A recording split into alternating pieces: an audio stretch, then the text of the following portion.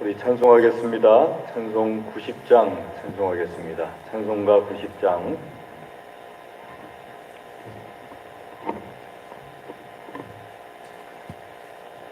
찬송가 90장입니다.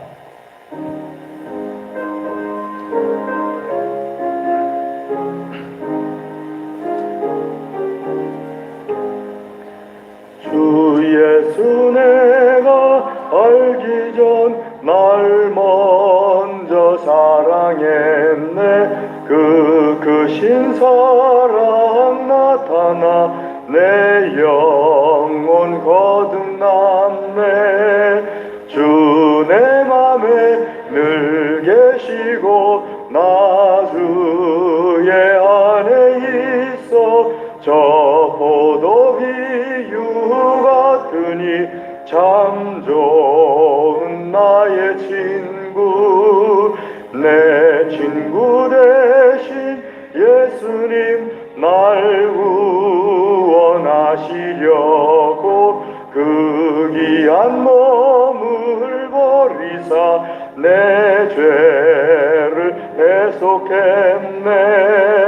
나 주님을 늘 믿으며 그 손을 의지하고 내 몸과 마음을 바쳐서 끝까지 충성하리. 내 진실하신 친구여 그는 내 내려주사 날 항상 보호하시고 내 방패 되옵소서. 그 풍성한 참 사랑을 네 능히 끊을 소냐.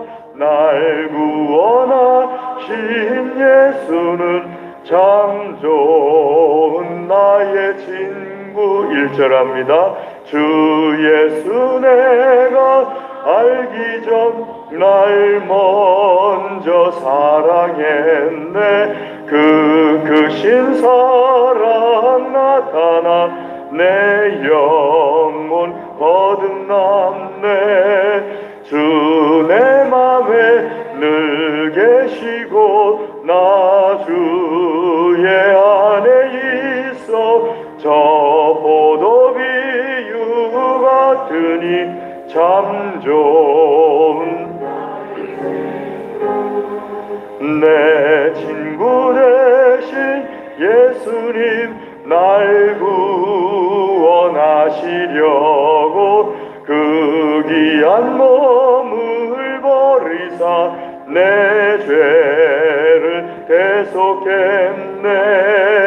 나 주님을 늘 믿으며 그 손을 의지하고 내 몸과 마음을 바쳐서 끝까지 충성하리. 내 진실하신 친구여 그는 내 내려주사 날 항상 보호하시고 내 방패 되옵소서. 그 풍성한 참 사랑을 네 능히 끊을 소냐. 날 구원하신 예수는 참 좋은 나의 친구. 아멘. 다 같이 합심하여 기도하겠습니다. 예배를 위하여서 기도하겠습니다. 할렐루야. 하나님 아버지 감사합니다. 은혜를 베풀어 주시어서 우리에게 주일에 주의 전에 나와서 예배드리며 특별히 오후 찬양 예배를 통하여서 하나님의 크신 은혜를 체험하게 하심을 감사를 드립니다. 주여 아버지 하나님, 예배 가운데 충만하여 주시옵소서. 영광을 드러내 주시옵소서. 사모하며 주님 전으로 나왔습니다. 주께서 사모하는 모든 심령들마다 하나님의 영광을 체험하며 은혜를 체험하며 또 기도에 응답받는 체험을 할 수 있도록 축복하여 주시옵소서. 아버지 하나님께서 우리의 역사하여 주시기를 간절히 구합니다. 악한 원수 마귀를 물리쳐 주시옵소서.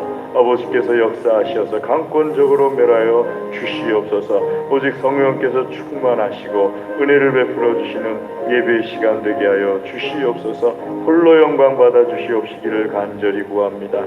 모든 순서 주님께 의탁드립니다. 예수님의 이름으로 기도드리옵나이다. 아멘. 찬송 더하시겠습니다. 찬송 우리 175장 찬송하겠습니다. 175장입니다.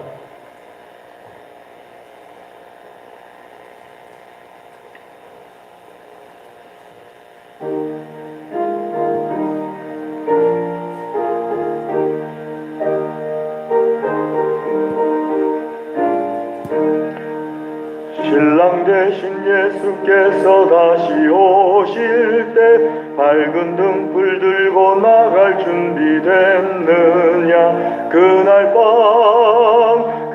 밤에 주님 맞을 등불이 준비됐느냐.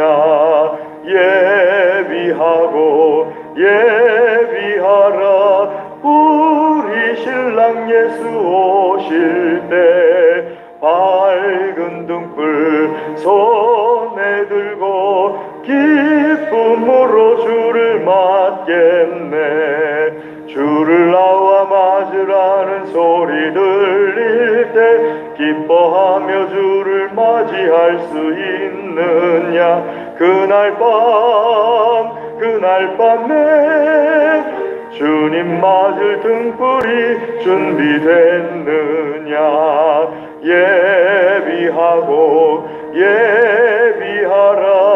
우리 신랑 예수 오실 때 밝은 등불 손에 들고 기쁨으로 주를 맞겠네. 항상 깨어 기도하며 거룩한 기름 준비하지 않고 주를 맞지 못하리. 그날 밤에 주님 맞을 등불이 준비됐느냐. 예비하라 우리 신랑 예수 오실 때 밝은 등불 손에 들고 기쁨으로 주를 맞겠네.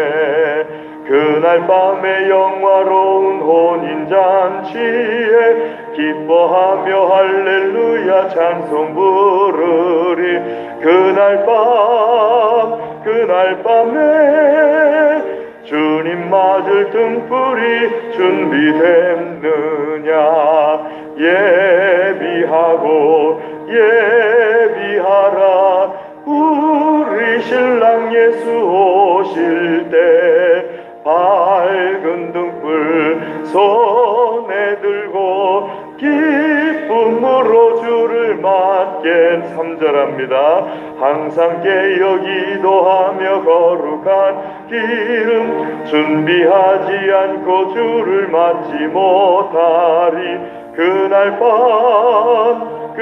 밤에 주님 맞을 등불이 준비됐느냐.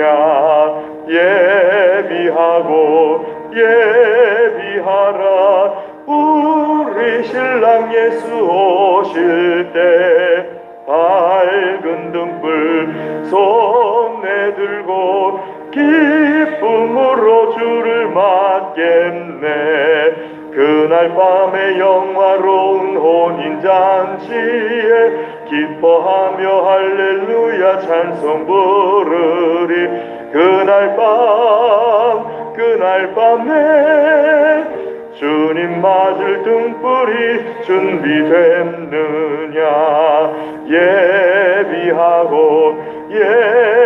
예비하라 우리 신랑 때 밝은 등불 손에 들고 주를 맞겠네. 아멘. 그 옆에 176장 찬송하겠습니다. 176장입니다.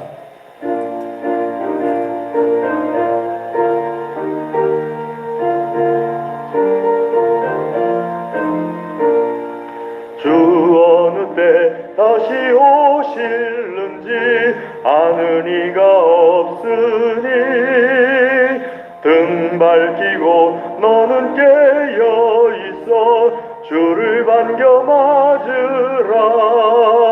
주 안에서 우리 몸과 마음이 깨끗하게 되어서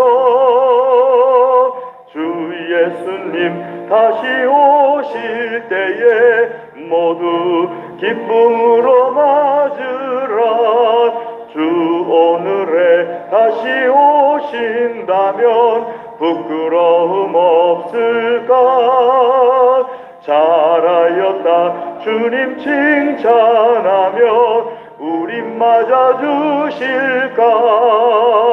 주 안에서 우리 몸과 마음이 깨끗하게 되어서 주 예수님 다시 오실 때에 모두 기쁨으로 맞으라.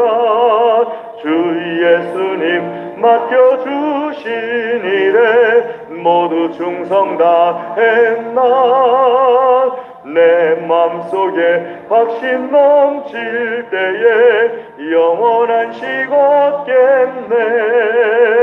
주 안에서 우리 몸과 마음이 깨끗하게 되어서 주 예수님 다시 오실 때에 모두 기쁨으로 맞으라. 주 예수님 언제 오실는지 한밤에나 낮에나 늘 깨어서 주님 맞는 성도 주 안에서 우리 몸과 마음이 깨끗하게 되어서 주 예수님 다시 오실 때에 모두 기쁨으로 맞으라. 아멘. 우리 시간에 다 같이 기도하겠습니다. 우리의 기도 제목을 가지고 또 가정과 교회와 나라 민족을 위하여서 코로나 전염병을 속히 종식시켜 주시기를 위하여서 다 같이 기도한 다음에 김순환 장로님 기도하시겠습니다. 다 같이 기도하겠습니다. 할렐루야. 하나님 아버지 감사합니다. 하나님 우리에게 은혜를 주시어서 아버지 하나님 이 시간 주의 전에 나와 예배드리며 기도합니다. 찬송을 드립니다. 우리의 기도에 응답하여 주시옵소서. 아버지 하나님 찬양대가 찬양할 때 기도에 응답하신 하나님께서 우리에도 같은 은혜를 베풀어 주시옵소서. 주여 주여 주여 주님께서 이 시간에 크신 은혜와 기적을 내려 주시옵소서. 기도 위에 내려 주시옵소서. 우리의 믿음이 자라게 하여 주시옵시고 아버지 하나님께 영광 돌리는 귀하고 복된 믿음 될 수 있도록 주여 기도를 통하여서 역사하여 주시옵소서. 하나님 아버지 그저 돌아가는 기도의 심령들 한 심령도 없도록 하여 주시기를 간절히 구합니다. 주께서 다 들어 응답하여 주시옵소서. 가정에 역사하여 주시옵소서. 가정의 모든 기도를 들으시는 아버지 하나님 이 시간에도 어려움과 소망과 계획들 주여 다 들어주시고 응답하여 주시옵소서. 믿음의 반석에 서게 하여 주시옵소서. 주여 아버지 하나님 몸이 아픈 하나님 자녀들이 있습니다. 주님 지켜주시옵소서. 특별히 어려운 시대에 주께서 지켜주시기를 간절히 구합니다. 하나님 코로나 전염병을 종식시켜 주시옵소서. 주여 종식시켜 주시기를 구합니다. 아버지 하나님 오직 두 손 들고 주님 앞에 간절히 구하오니 하나님께서 종식시켜 주시옵소서. 우리의 믿음을 지켜 주시옵소서. 특별히 어린아이들의 믿음을 지켜 주시어서 교회에 나오질 않는 것이 몸에 배지 않게 하여 주시옵소서. 하나님 아버지 우리의 자녀들이 믿음을 아버지여 잘할 수 있도록 이 시기에 주여 우리에게 은혜를 베풀어 주시옵소서. 하나님 아버지, 우리나라 우리 민족을 축복하여 주시옵소서. 복음화시켜 주시옵소서. 악한 영을 멸하여 주시옵시고 우상과 사신과 이단과 악한 계계를 멸하여 주시옵소서. 우리가 염려하고 걱정하는 모든 것들이 다 변화해서 복이 되고 복음화의 도구 되게 하여 주시옵소서. 주여 아버지 하나님께서 역사하여 주시기를 간절히 구합니다. 할렐루야. 하나님 영광 받아 주시옵소서.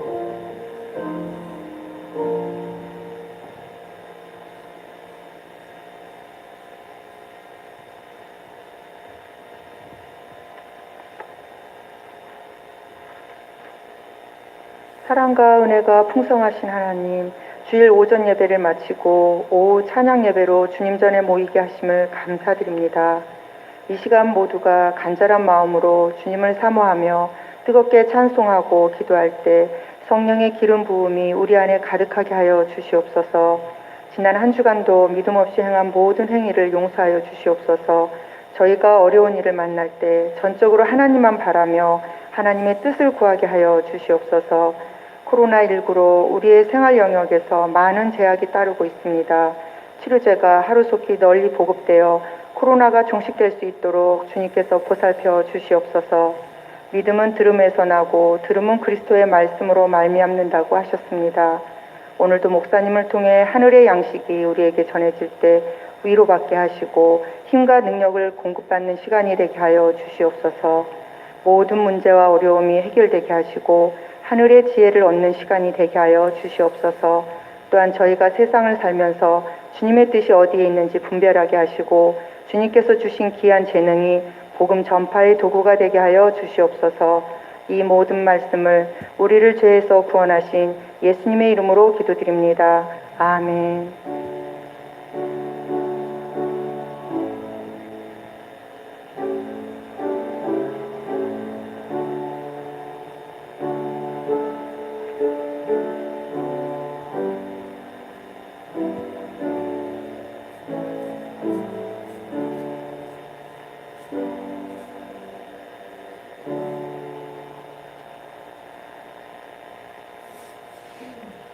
하나님의 말씀 요한복음 15장 14절에서 17절까지 말씀입니다.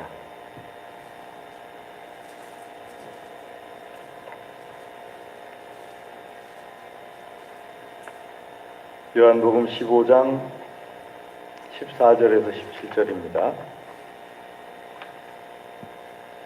찾으신 줄 알고 14절 말씀부터 17절까지 함께 읽도록 하겠습니다. 14절 요한복음 15장 14절입니다. 너희는 내가 명하는 대로 행하면 곧 나의 친구라. 이제부터는 너희를 종이라 하지 아니하리니 종은 주인이 하는 것을 알지 못함이라. 너희를 친구라 하였노니 내가 내 아버지께 들은 것을 다 너희에게 알게 하였음이라. 너희가 나를 택한 것이 아니요 내가 너희를 택하여 세웠나니 이는 너희로 가서 열매를 맺게 하고 또 너희 열매가 항상 내 이름으로 아버지께 무엇을 구하든지 다 받게 하려 함이라. 내가 이것을 너희에게 명함은 너희로 너희를 서로 사랑하게 하려 함이라. 아멘. 이 시간에 3구역 특송 있겠습니다.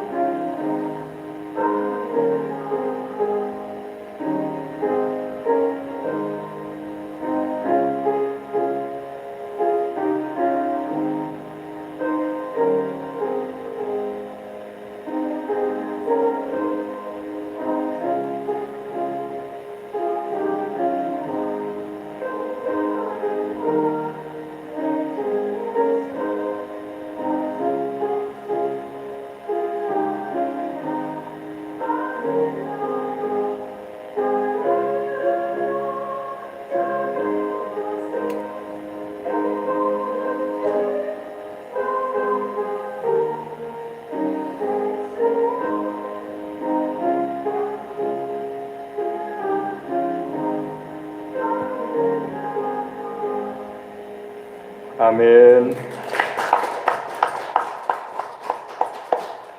우리 한번 기도하겠습니다. 하나님 아버지 감사합니다. 찬양을 기쁘게 받아주시어서 감사드립니다. 이 시간에 주의 말씀을 들려주시옵소서. 깨달아지게 하여 주시옵소서. 하나님의 말씀으로 우리를 축복하여 주시옵소서. 예수님의 이름으로 기도드리옵나이다. 아멘.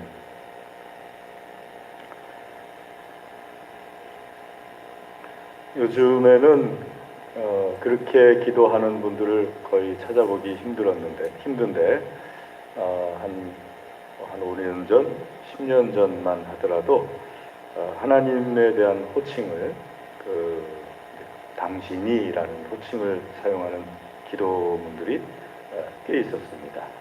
한때는 어떤 시적인 표현이 유행하기도 해가지고 하나님을 당신이라고 표현하는 경우도 있었는데, 그래서 기도를 들을 때마다 좀 거슬렸던 적이 참 많이 있었습니다. 왜냐하면은 우리나라는 이 말이 이렇게 경어가 있고 또 존칭어가 있어서 하나님에 대해서 당신이라는 호칭을 쓸 때에는 어른을 당신이라고 할 때는 당신이라고 하지 않고 당신께서라고 이렇게 표현을 하죠. 그런데 한참 동안에 그냥 당신이 하고 이렇게 표현을 하는 기도들이 있었어요. 예, 근데 어느 순간에 또 그게 사라졌어요. 왜 사라졌는지, 왜 그 기도문 중에 그런 표현이 들어왔는지도 잘 모르겠고, 또 어떤 순간에 왜 그게 갑자기 그런 표현들이 사라졌는지도 모르겠어요. 근데 어쨌든 간에 우리 하나님에 대해서 어떤 표현을 할 때는 아주 극존칭을 써서 표현하는 게 맞습니다. 얼마 전에 벨기에 대사관 부인인가요? 대사 부인인가요? 중국계 여성으로 알고 있는데, 우리나라 매장에서 물건을 사서 입어볼 때 또 이제 매장에서 일하시는 분이 오해를 하시는 것 같아요. 그 물건을 이제 그냥 가져가는 걸로 오해를 하신 것 같은데, 근데 그 대사 부인에게 이렇게 아주 공손하게 좀 혹시 오해했을 수도 있으니까 이렇게 공손하게 확인을 하는데, 그런 과정 속에서 이 대사 부인이 우리나라 여성의 일하시는 분의 뺨을 때리는 동영상이 올라왔죠. 그걸 보고서 이 대사 부인이 참 잘못한 거를 대사관에서 글을 써서 이렇게 올렸는데, 보니까는 이 대사관이 뭐뭐뭐뭐 한다, 뭐뭐뭐뭐 했다, 이런 식으로 마무리를 사과문을 썼어요. 어떤 일에 대해서 잘못을 한 것을 인정한다, 이런 식으로. 그 전에 벨기에 대사관에서 그런 다른 표현의 우리말을 가지고 입장문을 올릴 때는 뭐뭐 하였습니다, 뭐뭐 했습니다, 이런 표현을 썼었는데, 벨기에 대사 부인이 잘못한 거에 대해서는 뭐뭐뭐 한다, 뭐뭐뭐 했다, 이런 표현을 쓰니까는 우리나라 사람들이 그걸 보고서 존칭어를 쓸 줄 모르는 사람들이 아니고 존칭어를 그 전에도 충분히 잘 쓸 수 있는 사람들이라는 것을, 능력을 보여줬음에도 불구하고 이번에 사과문에 존칭어를 쓰지 않은 것은 다시 한번 우리를, 대한민국을 가볍게 우습게 여기는 그런 사고를 드러낸 것이다. 그래서 이렇게 공격을 하는 그런 글들이 있었습니다. 사실 존칭어라는 것이 우리나라에서는 꽤 중요합니다. 아무리 가까운 사이라 할지라도 외국에서는 존칭어가 없지 않습니까? 영어에서는 존칭어 없는 걸로 저는 알고 있는데, 그래서 그냥 애나 어른이나 할 거 없이 상대방을 가리켜서 you 하고 하면은 그냥 끝나는 걸로 알고 있는데, 예전에는 있었습니다. 아주 오래전에는 여러분이 킹제임스 버전 성경, 오래전 성경을 보게 되면은 그냥 가까운 사이는 you라고 표현하고, 또 아주 존칭을 써야 되는 분에게는 thou라는 표현을 해가지고 그 아주 존칭을 써서 표현하는 그런 경우가 있었습니다. 그런데 요즘은 뭐 그런 것이 영어 쪽에는 아예 없죠. 특별히 영어에는 존칭어가 없습니다. 그러다 보니까 이렇게 대화를 하다 보면은 뭐 우리처럼 동양의 우리나라, 일본, 특별히 우리나라하고 일본이 그게 심하죠.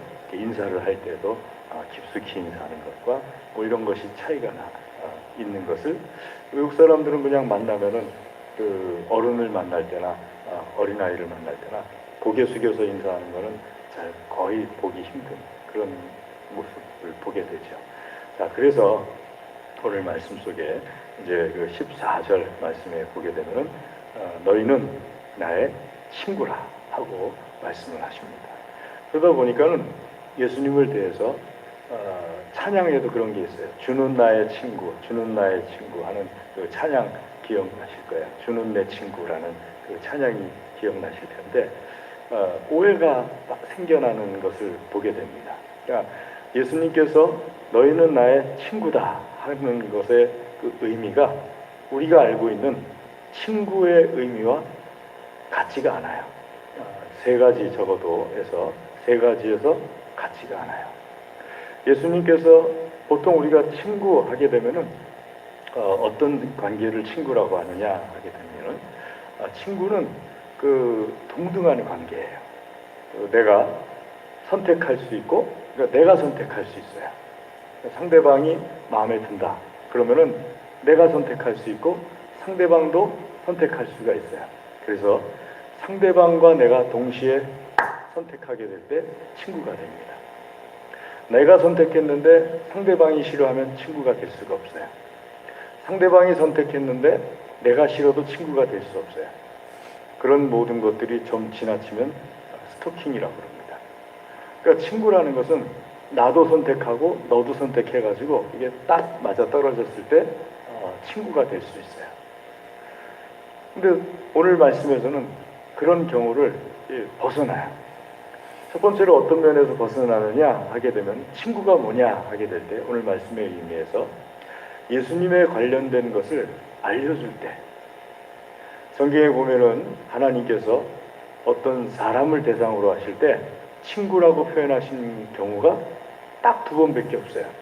첫 번째는 아브라함을 대해서 창세기 18장 말씀에 소돔성을 멸망시키러 갈 때 옆에 있는 천사들에게 하나님께서 말씀하시기를 내 친구 아브라함에게 알리지 않고 가서는 안 된다 하고 말씀하시면서 아브라함을 친구라고 표현했어요.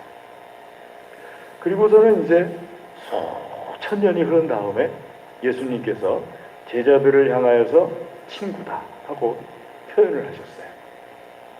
그러니까 이 두 가지 외에는 성경의 어느 부분도 가장 하나님께서 가깝게 표현하신 것이 동행하였다. 그는 하나님과 동행하였다라고 표현을 했어요. 또 하나님께서 가지고 계신 그 친구에 대한 관념은 하나님의 친구로서 사람을 대하실 때 그러니까는 아브라함이나 혹은 제자들이나 친구와 비슷한 관계였던 부분들이 있긴 있어요. 모세 같은 경우에. 하지만 친구라고 표현하지 않았어요. 내 집을 다스리는 종이다라고 표현을 했죠. 자, 그런 경우에도 역시 하나님께서 하나님과 사람 사이가 친구가 될 때 첫 번째 조건이 있습니다. 하나님의 가지고 계신 계획을, 하나님의 뜻을 하나님께서 알려주시는 관계예요. 내 계획, 내 뜻은 하나님께 알릴 필요 없어요. 하나님께서는 이미 다 아세요. 근데 하나님의 가지고 계신 계획, 하나님의 그 섭리 이런 것들을 하나님께서 친구 되는 사람에게는 다 알려주세요. 소돔성이 징벌받을 것에 대해서 아브라함에게 알려주셨듯이 이 제자들에게 예수님께서 3년 반 동안에 예수님의 십자가상에서의 죽음과 또 부활과 또 승천, 재림하실 것에 대해서 계속해서 예수님께서 꾸준히 알려주세요.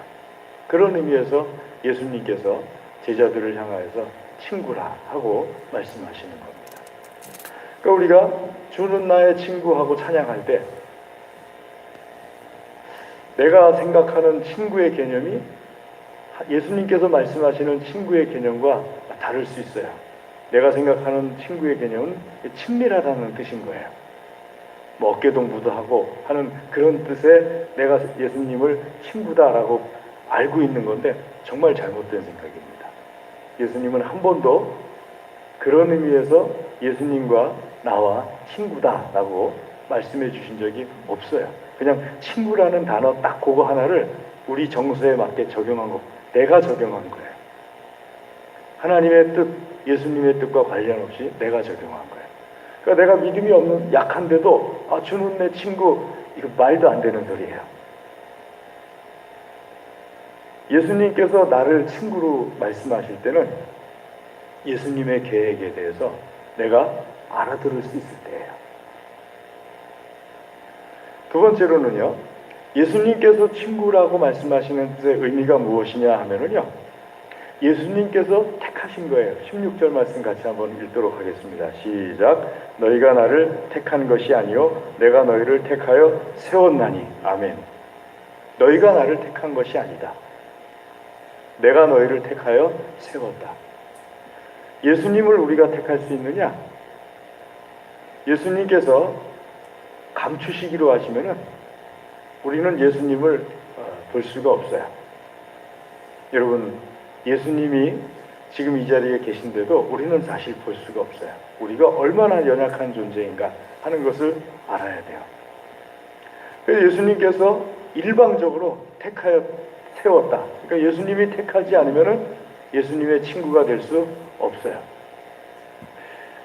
그럼 한번 옆 사람을 한번 봐보십시오. 오늘은 유난히 조시는 분들이 많은데 옆 사람을 한번 보시면서 눈이 한번 맑은가 눈이 흐린가 한번 보시고 좀 맑으셔도 예수님께서 택하신 것이고 흐리셔도 예수님께서 택한 거예요. 아멘.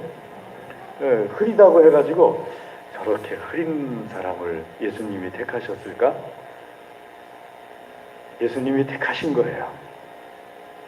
그러니까 우리는 그거에 대해서 제가 참 감사하는 것 중에 하나가 예수님이 나를 택하셨다는 거에 대해서 얼마나 감사한지 몰라요.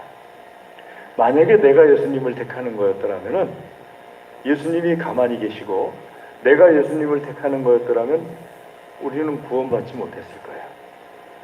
왜냐하면요, 내가 가지고 있는 죄성이 너무 커요. 일단 예수님과 우리 사이, 나 사이에 예수님이 가지고 있는 어떤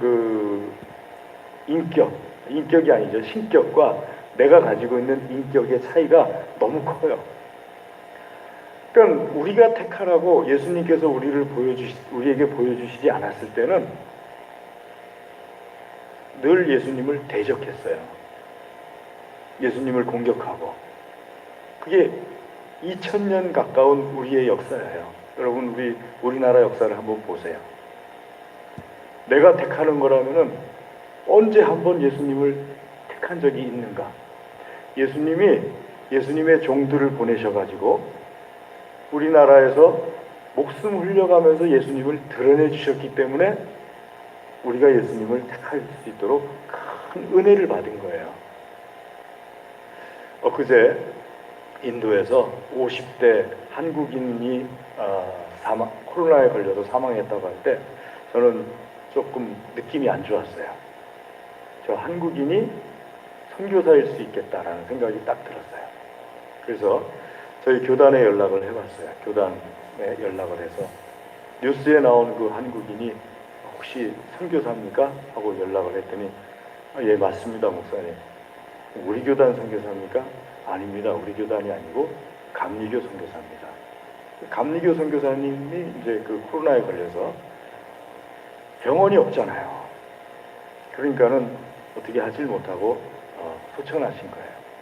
그리고 시신도 한국에 못 들어오고 있는 거예요.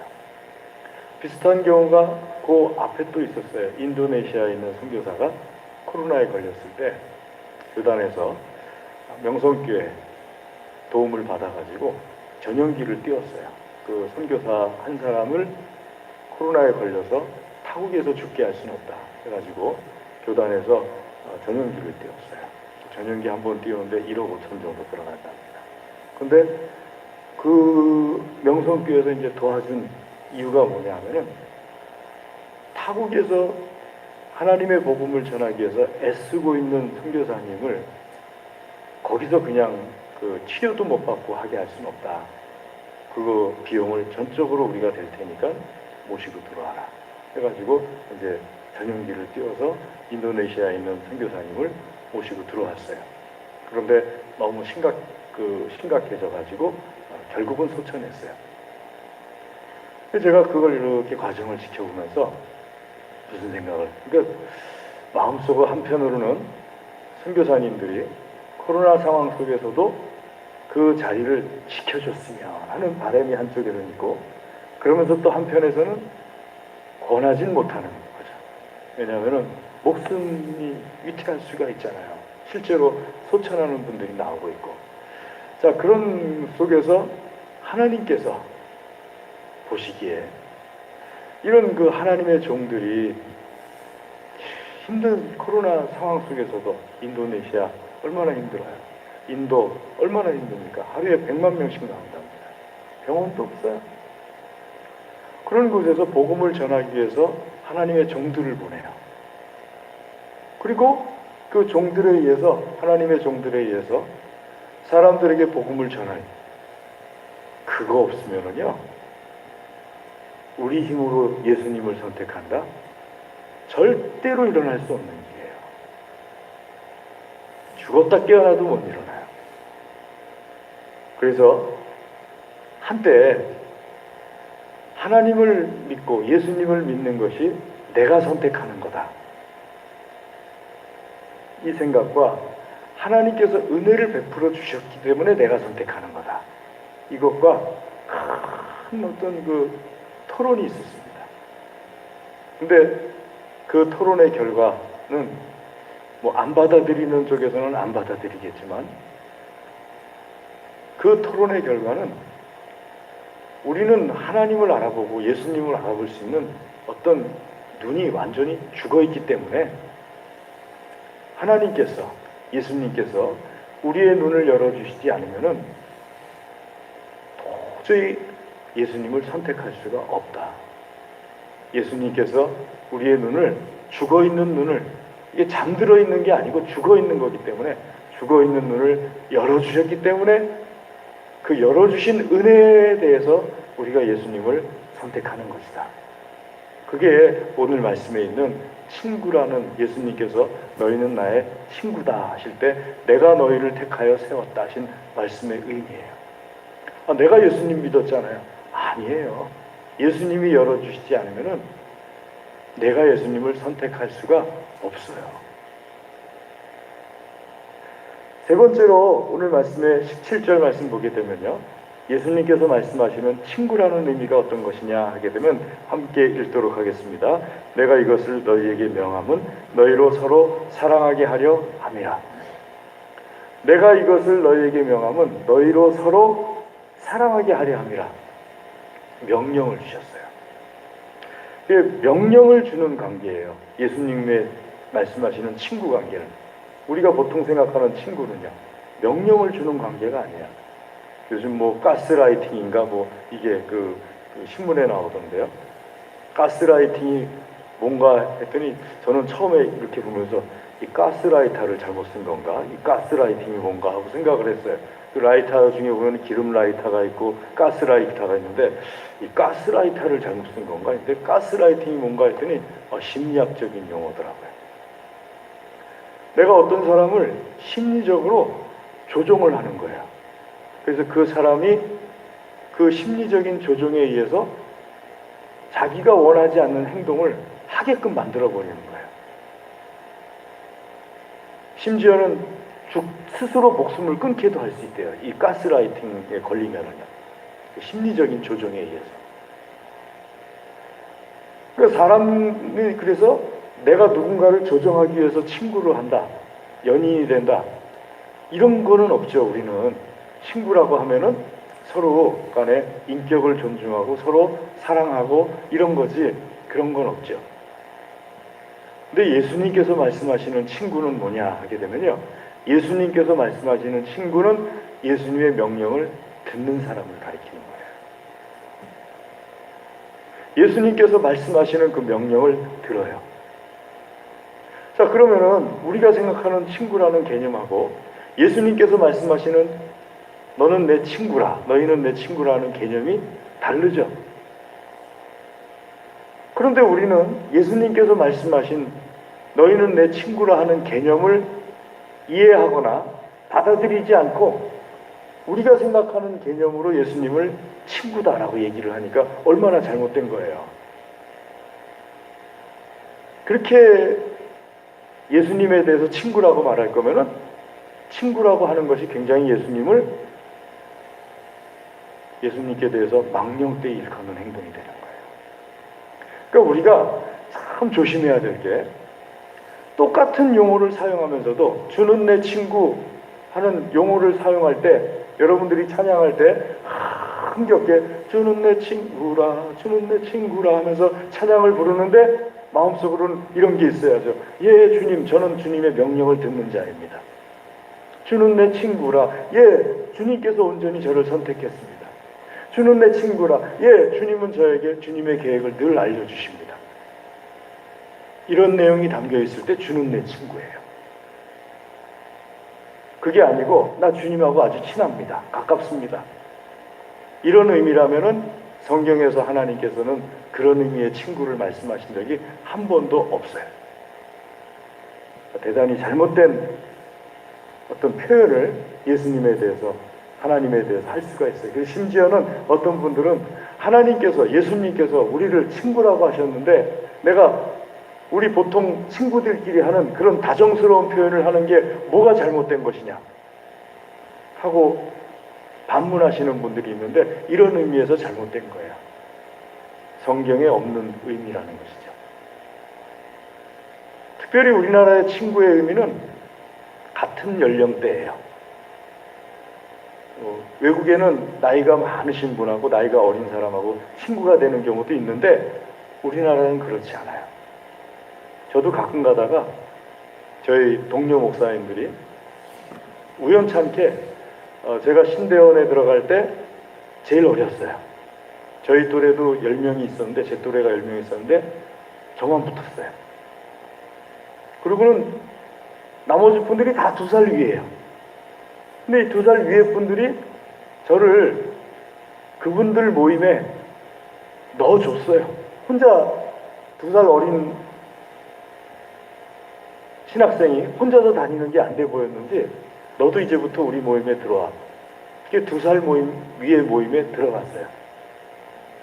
그래서 본인들은 늘 저한테 말해요. 다른 사람한테 소개할 때 내 친구야, 내 친구야 이렇게 말을 해요. 그런데 저는 그게 안 돼요. 친구라는 것이긴 하지만은 신학교 시절부터 2살 위에 형들이에요.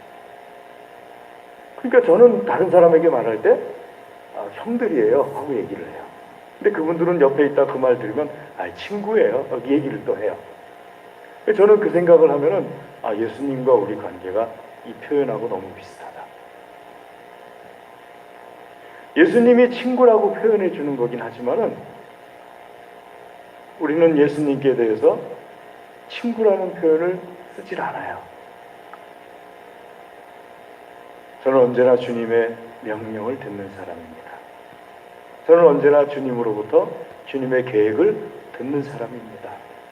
주님이 택해 주지 않으셨으면 제가 그리스도인이 되지 못했을 겁니다. 이런 의미가 친구예요. 성경에서 말씀하시는 예수님께서 말씀하시는 친구의 의미예요. 뭐 다른 친구들 많아요. 성경에서도 사람끼리 친구도 많고 요나단과 다윗의 친구지간도 많고 하지만은 예수님이 말씀하신 친구의 의미는 적어도 사람끼리 하는 그런 친구의 의미가 아니다 하는 것을 우리가 분명히 알고 있어야 돼요. 그래서 예수님을 하나님으로서 영원토록 높여드리는 것이 내가 잘못 알고 있는 것 때문에 깎아져 내리면 안 됩니다. 아멘. 예수님께서 우리에게 명령하신 것이 있습니다. 사랑하라라는 거예요. 17절 말씀에 있는 것처럼 지난주에도 우리 12절의 말씀을 내 계명은 곧 내가 너희를 사랑한 것 같이 너희도 서로 사랑하라 하는 이것이다 하고 말씀하셨죠.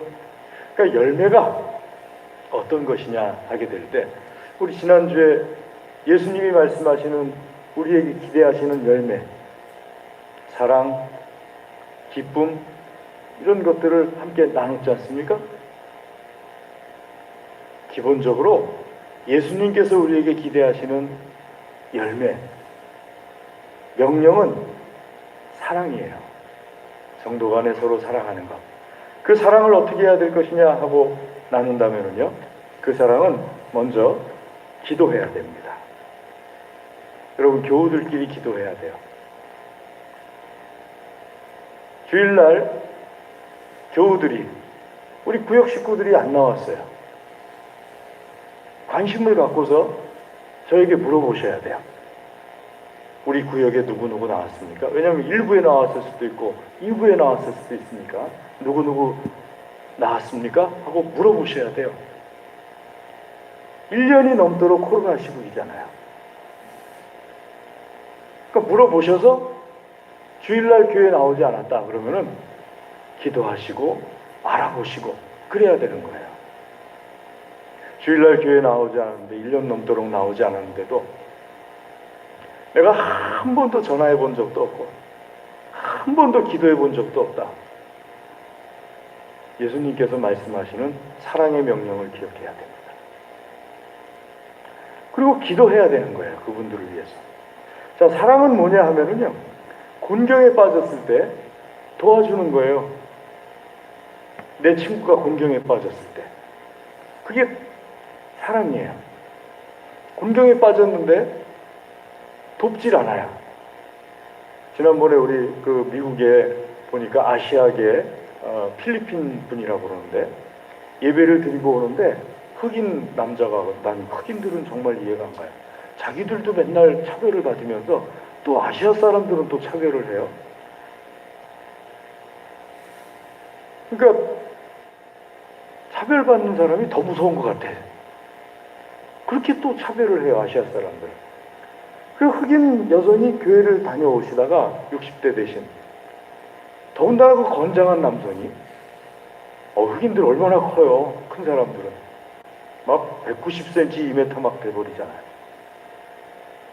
60세 넘은 여성을 그냥 폭행을 했잖아요. 근데 그걸 지켜보면서도 그 안에서 있던 경비하는 사람들이 말리질 않잖아요. 그리고 문을 가서 슬그머니 닫아버렸잖아요. 찍혔어요, 카메라, CCTV에. 그 경비하는 사람들 다 해고됐대요. 제가 볼 땐 그거 해고하는 것도 문제가 있는 것 같아요. 굳이 그렇게 해고를 해야 되나요? 이 어려운 시국에? 그냥 이렇게 그 몇 마디 잘못한 거야 하고 얘기하면 되지. 제 생각이에요. 뭐 왜 그랬는지 저도 잘 모르죠. 근데 어쨌든 만약에 그런 모습이 있다면은 그리스도의 모습이 아니에요. 그리스도인이라면은요, 문을 열고 나가서 보니까 경비 쓰시는 분들도 체격이 커요. 총도 가지고 있어요. 3명이나 돼요. 그럼 나가서 말릴 수 있었잖아요. 그게 그리스도인에게 예수님께서 주신 사랑의 명령이에요. 형제와 자매가 어려움에 처했을 때 돕는 거예요. 돕는 제일 큰 것은 중보기도입니다. 마지막 3번째로는요, 사랑은 주기도 하고요. 여러분, 사랑을 주는 것만 사랑이라고 생각하시죠? 받을 줄도 알아야 돼요. 사랑을 줄 수 없는 사람도 없고 사랑을 받을 수 없는 사람도 없어요. 사랑이라는 것은요, 상대방이 베풀어주는 사랑을 받을 줄도 알아요. 그게 건강한 사랑이에요. 나는 주기만 할 거야. 그거는 건강하지 못한 사랑이에요. 내가 누군가로부터 무언가 받는다는 것을 큰 문제가 있는 것처럼 여기는 것도 건강하지 못한 사랑이에요. 건강한 사랑은요, 내가 주면은 또 상대방이 주는 것에 대해서 받을 줄도 알아요. 어떤 분이 저한테 이런 말을 하세요. 본인도 열심히 중보기도를 했는데 상대방이 저를 위해서, 자기를 위해서 중보기도 한다는 말을 들었어요. 저한테 오셔서 하는 말이, 목사님 기분 나빠요. 왜요? 아니 나를 위해서 중보기도를 한대요. 나한테 무슨 문제가 있는 줄 알고? 나 아무 문제 없는데 나를 위해서 중보기도 한대요. 그래서 제가 그 성도님의 말을 듣고서, 그래서 중보기도 하는 것만은 꼭 아니에요. 중보기도라는 것은 나한테 무슨 문제가 있기 때문에 중보기도 하는 것만이 아니고 나를 사랑해주는 방법이기도 해요. 그러니까는 정말 주님 안에서 풍요롭고 싶으시다면은 주기도 하시지만 받을 줄도 아셔야 돼요. 하고 말씀을 드렸어요. 따지면은요, 예수님은 많은 것을 주기도 하셨지만 누군가 이렇게 줄 때 거절하시질 않으셨어요. 근데 제가 겪어보니까 나한테 문제가 있을 때 그거에 대해서 불편함을 느끼는 경우도 있어요. 받는 거에 대해서. 가령 말이죠. 제 부끄러운 얘기긴 하지만은 신학교 다닐 때였는데요. 교육전사를 나가야 되는데 전도사를 나가려면 그래도 양복이 있어야 되잖아요.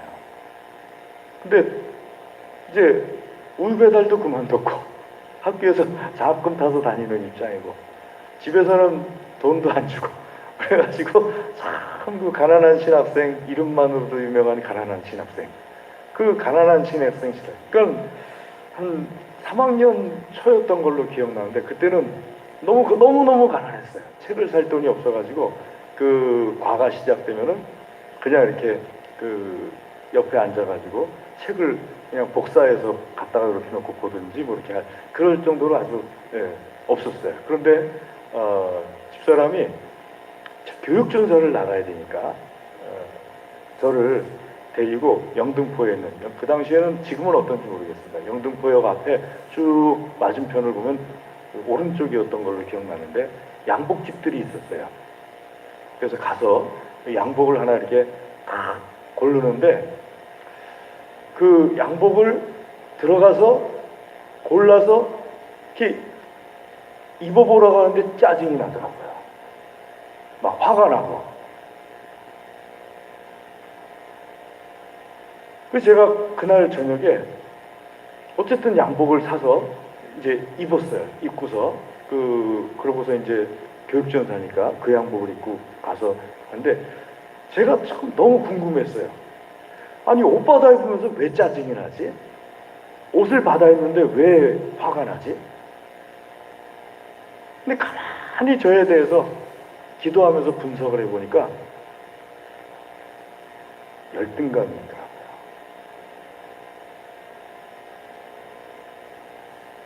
열등감이 크다 보니까 선물을 받아도 선물 자체에 대해서 기쁨을 못 느끼는 거예요.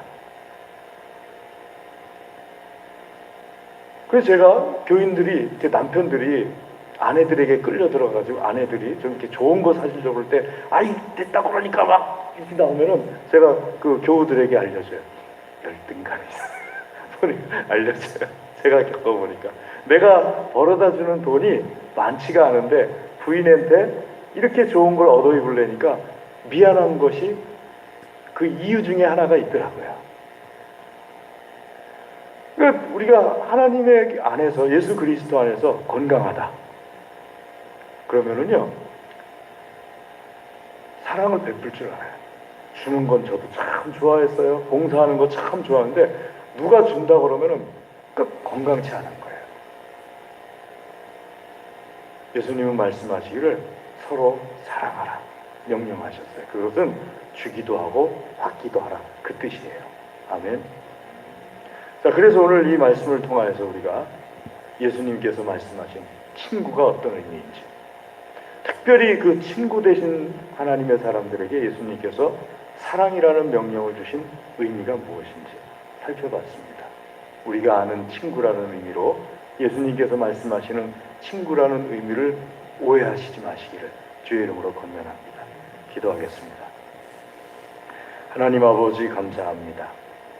주의 시간 주의 말씀으로 우리를 먹여 주시옵소서. 주의 말씀을 듣고 묵상하는 가운데 우리의 믿음이 자라게 하여 주시옵소서. 하나님께서 주시는 큰 은혜가 우리를 더욱더 풍성할 수 있게 하여 주시옵소서. 간절히 구합니다. 예수님의 이름으로 기도드리옵나이다. 아멘.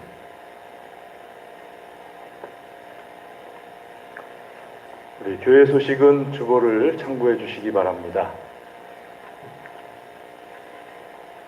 특별히 5월 헌금 및 안내위원 김창경 집사님, 김순복 권사님이십니다.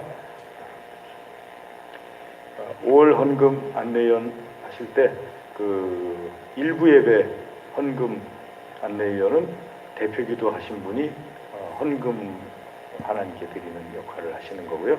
이후 예배는 그 안내위원께서 하나님께 예물 드리는 사역을 하십니다. 그래서 그 사고 있지 않도록 일부 예배 때는 대표기도 하신 분이 하나님께 헌금을 올려드리고 이후 예배 때는 안내위원 하신 분이 하나님께 헌금을 올려드리는 거라는 거 사고 없으시기를 부탁을 드리겠습니다.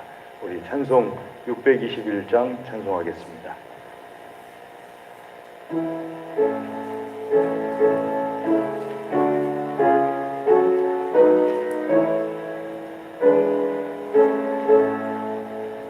찬양하라 내 영혼아, 찬양하라 내 영혼아, 온 마음과 정성 다하여 주 찬양하라. 경배하라 내 영혼아, 경배하라 내 영혼아, 온 마음과 정성 다하여 주 경배. 아멘. 이 시간에 하나님 말씀 의지하여서 기도하겠습니다. 주님이 나를 친구로 삼아주신 것 감사합니다. 또 한 주간을 위하여서 기도하겠습니다. 다 같이 기도하겠습니다. 할렐루야. 하나님 아버지 감사합니다. 주의 시간 주의 말씀으로 더욱 믿음이 자라게 하시고 하나님께 영광 돌리는 귀한 은혜를 내려 주시옵소서. 주여, 참으로 죄인이었던 저에게 친구로 삼아주시고 아버지의 말씀을 먹여주시고 하나님의 명령을 먹여주시고 은혜를 먹여주시고 할렐루야. 하나님 감사합니다. 하나님 감사합니다. 아버지 하나님, 아버지 하나님 영광 받아 주시옵소서. 그 시간에 주님께서 너를 친구라고 하시는 귀한 음성을, 이 음성을 아버지여 참으로 감사함으로 받고 영광 돌려드리오니 주의 영광 받아 주시옵소서. 하나님, 한 주간을 위하여 기도하는 모든 기도를 들어 주시옵소서. 주의 아버지 하나님께서 한 주간 위에 큰 은혜와 복을 내려 주시옵소서. 할렐루야. 아버지 하나님, 한 주간에 우리가 염려하고 걱정하는 모든 것들이 다 변화해서 복이 되게 하여 주시옵소서. 또 계획하는 것들 우리가 계획한 것보다 더 풍성하게 열매 맺게 하여 주시옵소서. 모든 위험으로부터 지켜주시고 또 하나님의 복된 길로 인도하여 주시옵소서. 할렐루야. 하나님 감사합니다. 할렐루야. 하나님 감사합니다. 예수님의 이름으로 기도드리옵나이다. 아멘.